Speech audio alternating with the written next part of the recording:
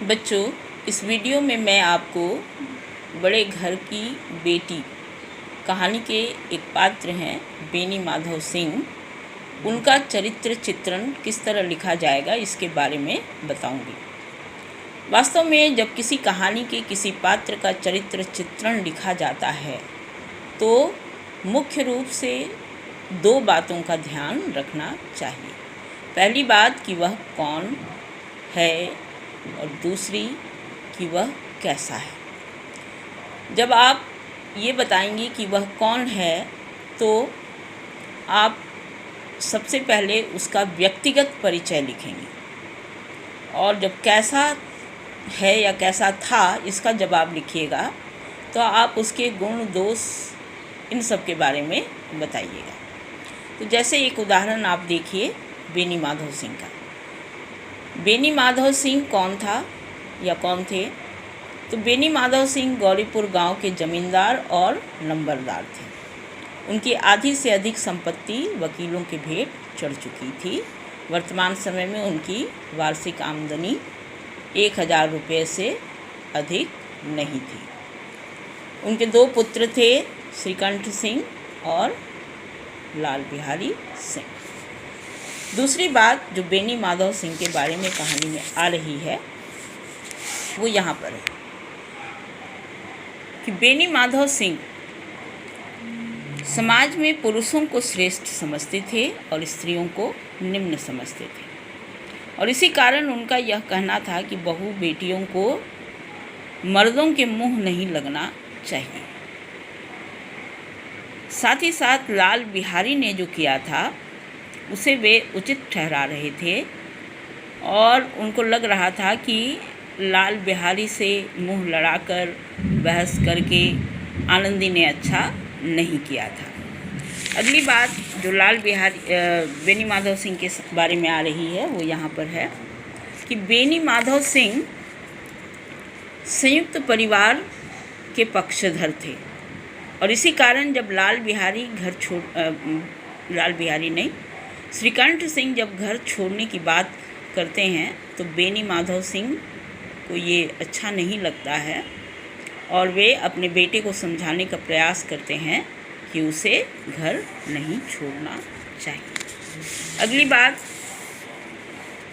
बेनी माधव सिंह एक पुराने आदमी थे, अनुभवी आदमी थे, और इसी कारण घर में जब झगड़ा हो रहा था और लोग उनके घर में आ रहे थे कोई न कोई बहाना बनाकर, तो वे समझ जाते हैं कि ये लोग उनके घर के झगड़े का आनंद लेने के लिए आ रहे हैं, और ऐसी स्थिति में वे अपने बेटे को शांत कराकर झगड़ा रोकना चाहते हैं ताकि घर की प्रतिष्ठा बनी रहे, बाहर के लोगों को उनके घर के झगड़े के बारे में पता न चले। आखिर में एक और विशेषता है बेनी माधव सिंह की कि बेनी माधव सिंह एक समझदार आदमी थे, सुलझे हुए आदमी थे, अच्छे को अच्छा बुरे को बुरा कहते थे, और इसी कारण जहाँ लाल बिहारी से मुंह लड़ाने पर उन्होंने आनंदी की शिकायत की थी श्रीकंठ सिंह से, वहीं जब उन्होंने देखा कि आनंदी के कारण दोनों भाइयों के बीच का झगड़ा खत्म हो गया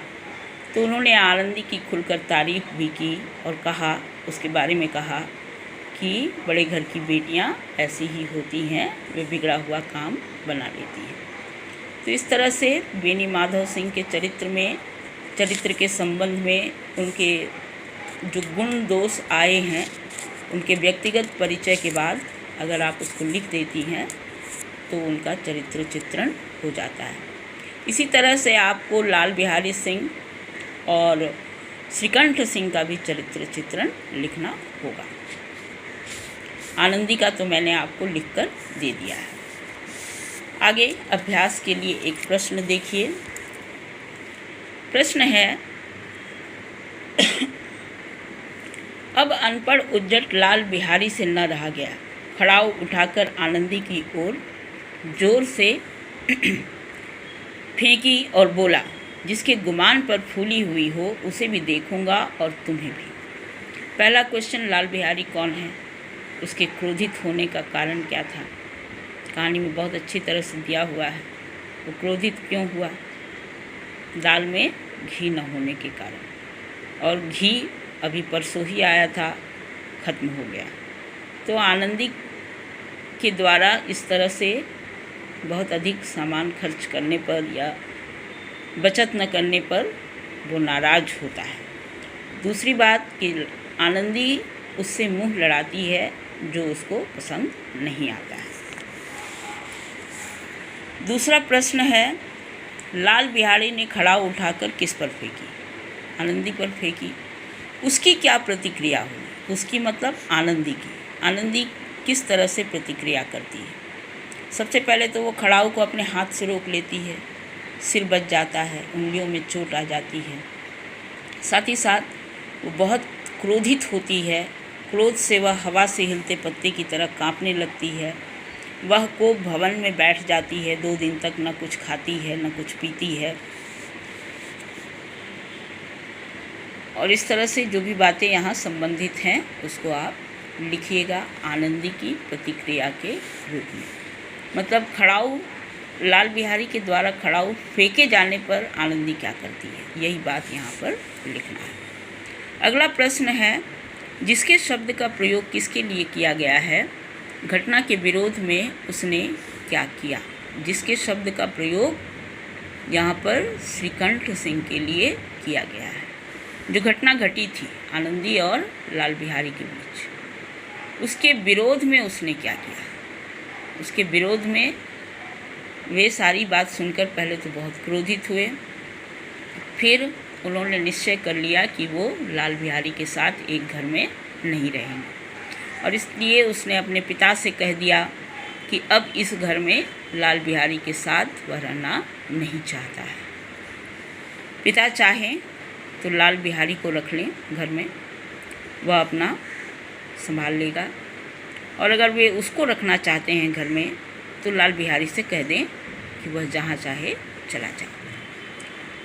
साथ ही साथ उसने यह भी कह दिया कि लाल बिहारी को वह अपना भाई नहीं मानता, वह लाल बिहारी का मुंह नहीं देखना चाहता। तो ये सारी बातें इस प्रश्न के उत्तर में आपको लिखना है। आखिरी प्रश्न है, आपकी दृष्टि में लाल बिहारी का कितना दोष था? तर्कपूर्ण उत्तर दीजिए। तो जो भी घटना घटी थी उसमें लाल बिहारी का कितना दोष था, और ये दोषी था अगर वो, तो क्यों दोषी था, इसके संबंध में आपको तर्क देना है। तो लाल बिहारी तो दोषी था ही,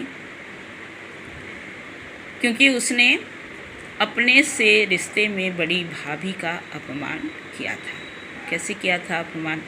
एक तो उसके मायके के बारे में उसने उल्टी सीधी बातें कहीं, और दूसरा उस पर खड़ाऊ फेंक कर वार किया। तो इस तरह आनंदी जो उसके लिए आदरणीय थी, उसने उसका अपमान किया था, जो किसी भी तरह से उचित नहीं था। दूसरी बात, आप दूसरा तर्क आप ये भी लिख सकती थी कि अगर दाल में घी नहीं था, घी खत्म हो चुका था, तो आनंदी को तो लाल बिहारी को इस परिस्थिति को समझना चाहिए था, और घी न होने पर छोटी सी बात को बहुत बड़ा करके झगड़ा नहीं करना चाहिए था। इस तरह जो उचित तर्क आपको लगता है आनंदी लाल बिहारी के दोषी होने का, वो सारे तर्क आप इस उत्तर में लिखेंगे। तो इस तरह से बड़े घर की बेटी कहानी पूरी तरह से ख़त्म हो गई। आप सारे चरित्र चित्रण और इस एक्सट्रैक्ट के प्रश्नों के उत्तर अपनी हिंदी की कॉपी में लिख लीजिएगा।